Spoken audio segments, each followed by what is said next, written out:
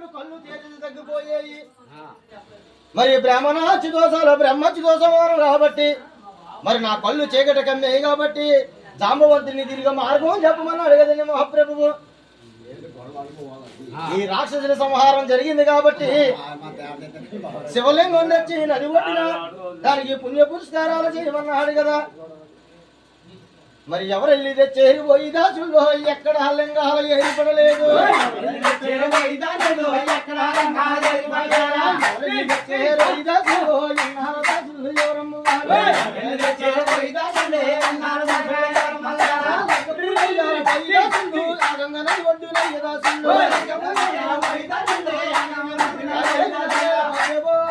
గురుగారు కైలో ఉన్నాయి కదా. ఏ లింగానికి ఆ లింగం ఆనాడు ఎప్పుడో అధికారం ఉన్నాడు.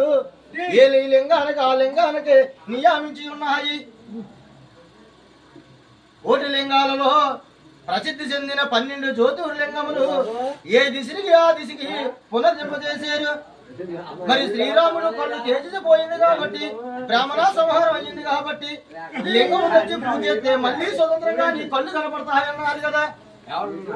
జామవంతుడండి ఈ లింగం పూజ చేస్తే నీ కళ్ళు తేజస్సు ఎలాగున్నా తేజస్సు ఎలా వస్తుంది.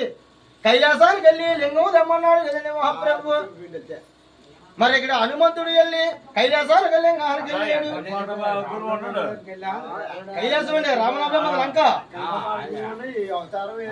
ఎల్లడం వెళ్ళేది పోయిదాసు ఏ లింగమైతే పట్టుకొచ్చాడు. ఎల్లడం వెళ్ళేది పోయిదాసు ఏ లింగమైతే పట్టుకొచ్చాడు.